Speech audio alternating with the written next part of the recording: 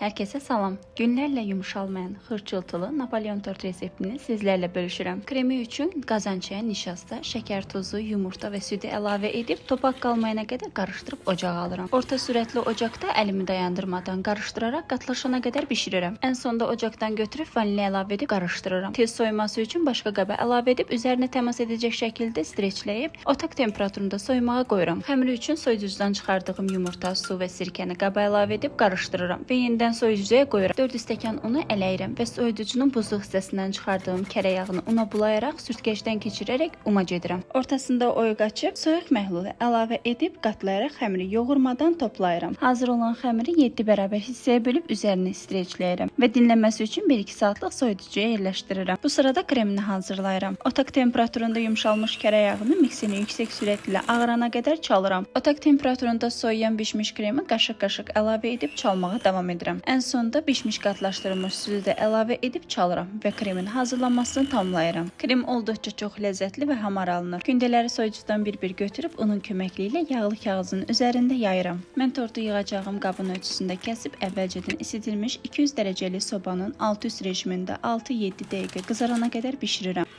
Kənarlarından artıq qalan hissələri də ovuntalına salıb tortun üzərini bəzəmək üçün istifadə edirəm. Tortu yığıb üzərinə ovuntu ilə bəzəyib bir gecə soyucuda dinləndirib daha sonra isə servis edirəm. Günlərlə qalsa belə xırçıltısını və ləzzətini qətiyyən itirmir. Mütləq bu resepti yoxlamağınızı tövsiyə edirəm.